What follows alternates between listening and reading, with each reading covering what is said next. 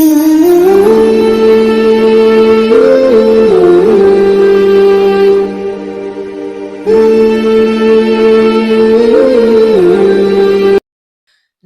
व नुसल्ली अला रसूलिहिल करीम अम्मा बाद फ़अऊज़ु बिल्लाहि मिनश शैतानिर रजीम बिस्मिल्लाहिर रहमानिर रहीम अस्सलामु अलैकुम व रहमतुल्लाहि व बरकातुहू।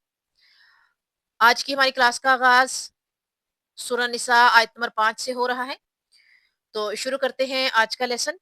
सूरह निसा आयत नंबर 5। बिस्मिल्लाहिर रहमानिर रहीम वला तु'तुस सुफहाअ अमवालकुमुल्लती जअलल्लाहु लकुम क़ियामन फ़ीहा वक्सूहुम वक़ुलू लहुम क़ौलन मअरूफ़ा। वर्ड टू वर्ड ट्रांसलेशन हम देखेंगे। व और ला नहीं तू दो सुफहा बेअकल यानी जमा है, इस ये जमा में आ जाता है, बेअकल ज्यादा।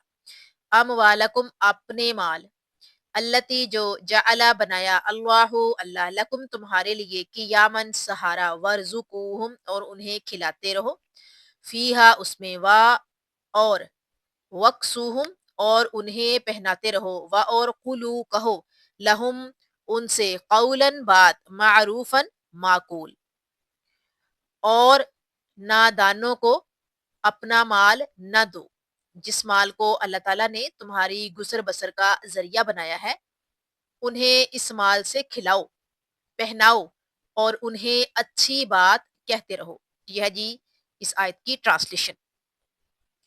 अब हम पिछली आयत से इस आयत का कनेक्शन देखेंगे इंशाअल्लाह ताला। साबिका यानी कि जो पहले फरामीन है, साबिका फरामीन में यतामा यानी कि यतीमों, यतामा और औरतों के माली हकूक की अदायगी का हुक्म था।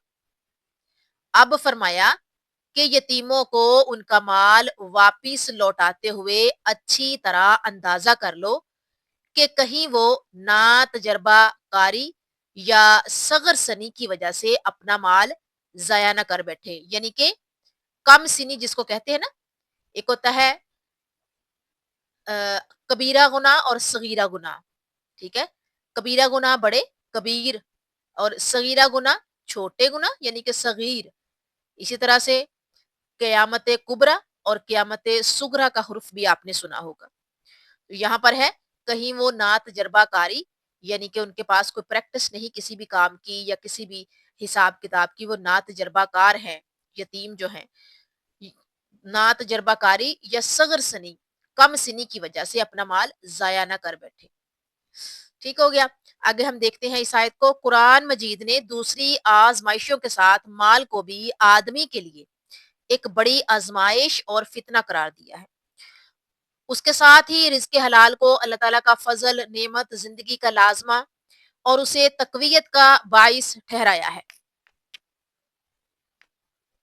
यतीमों के लिए बिलखसूस माल सहारा और तकवीयत का बाइस होता है, क्योंकि आम तौर पर उनका कमाने वाला कोई नहीं होता, बल्कि उनकी जायदाद का भी कोई दूसरा निगरान होता है।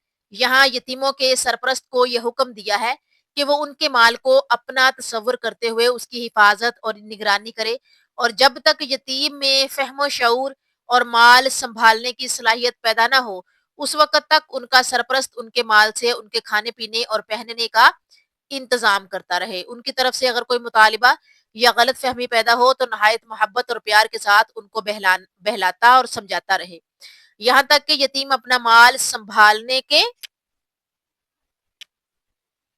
काबिल हो जाए। यतीमों के लिए नासमझ का लफ्ज़ दो वजह से इस्तेमाल हुआ है। एक तो ये माल की हिफाजत और उसको इस्तेमाल करने की सलाहियत नहीं रखते, और दूसरी वजह ये है कि नौउम्र और यतीम होने की वजह से ये लोगों के प्रोपेगेंडा का शिकार होकर अपने सरपरस्त और खैरख्वाह से अक्सर बदज़न होकर माल वापस लेकर उसे ज़ाया कर बैठते हैं। नबी करीम सल्लल्लाहु अलैहि वसल्लम का इरशाद है, तिर्मिज़ी शरीफ की रवायत है किताबुल ज़कात में से, खबरदार जो किसी यतीम का सरपरस्त बने اور یتیم کے پاس مال ہو تو وہ اس کے مال کو کاروبار میں لگائے، کہیں آہستہ آہستہ زکوٰۃ سے اس کا مال ختم نہ ہو جائے۔ یتیموں کے مال کی حفاظت کے پیش نظر یہ اصول بھی قائم فرمایا کہ جب تک وہ بالغ نہ ہو جائیں اور ان میں مالی معاملات سمجھنے کی کچھ نہ کچھ صلاحیت پیدا نہ ہو جائے، ان کا مال اس وقت تک نہیں لوٹانا چاہیے۔ جب وہ شعور کو پہنچ جائیں تو انہیں ان کا مال لوٹاتے ہوئے اس پر گواہ بنا لینے چاہیے، تاکہ جس آدمی نے سرپرستی کی صورت میں ان کی خدمت کی ہے وہ ہر قسم کے الزامات سے محفوظ رہ سکے۔ سرپرست کو یہ حکم بھی دیا ہے کہ اگر وہ امیر ہے تو یتیموں کے مال کی نگرانی اور سرپرستی کے عوض ان کے مال سے کچھ نہ لے، اور اگر اس کی اپنی گزران تنگ ہے تو مناسب طریقے سے اس میں سے کھا سکتا ہے۔ یتیم اور ان کے سرپرست کو ہر دم خیال رکھنا چاہیے کہ اللہ تعالیٰ ہر قسم کے حساب و کتاب کو خوب جانتا ہے اور اس کے ہاں تمام معاملات لکھے اور پیش کیے جاتے ہیں، اور قیامت کے دن پائی پائی کا حساب لے گا۔ اس آیت کے مسائل دیکھتے ہیں۔ نمبر 1، اللہ تعالیٰ نے مال کو لوگوں کے لیے استحکام کا ذریعہ بنایا ہے۔ نمبر 2، یتیموں سے نرم لہجے میں پیش آنا چاہیے۔ اور نمبر 3، یتیموں کا مال کھانا منع ہے۔ نمبر 4، یتیموں کو آزمانے اور ان میں سمجھداری دیکھنے کے بعد ان کا مال ان کے سپرد کرنا چاہیے۔ نمبر 5، یتیموں کا کفیل مالدار ہو تو اسے ان کے مال سے کچھ نہیں لینا چاہیے۔ نمبر 6، یتیموں کا کفیل تنگ دست ہو تو معروف طریقے سے ان کے مال میں سے کھا سکتا ہے۔ نمبر 7، اللہ تعالیٰ ہر کسی کا حساب لینے کے لیے کافی ہے۔ اب یہاں پر ایک پوائنٹ آپ کو بتا دوں کہ یتیموں کا کفیل جو ہے وہ تنگ دست ہو تو معروف طریقے سے کیسے کھائے، کہ ان کا جو مال ہے نا کسی سیف جگہ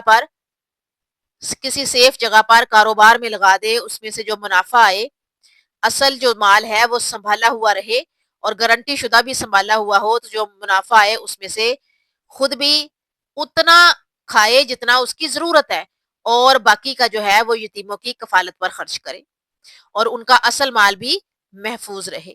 یعنی وہ خود کاروبار کر رہا ہے تو اس میں لگا دے، اگر کہیں اور کاروبار میں لگانا چاہے اچھے طریقے سے محفوظ طریقے سے اس کو لگائے، اور اس کے جو پروفٹ میں سے خود اتنا لے جتنا اس کی ضرورت اشد ضرورت ہے، باقی کا تمام جو ہے وہ ان کی کفالت پہ خرچ کرے، یا پھر بچائے ان کے لیے کہ کل کو جب وہ بالغ ہوں گے اور اپنے پیروں پر کھڑے ہو جائیں گے تو ان کو واپس کرنا ہے۔ یہ ہے جی ہماری آیت نمبر 5 سورہ نساء، جو یہاں کمپلیٹ ہوتی ہے۔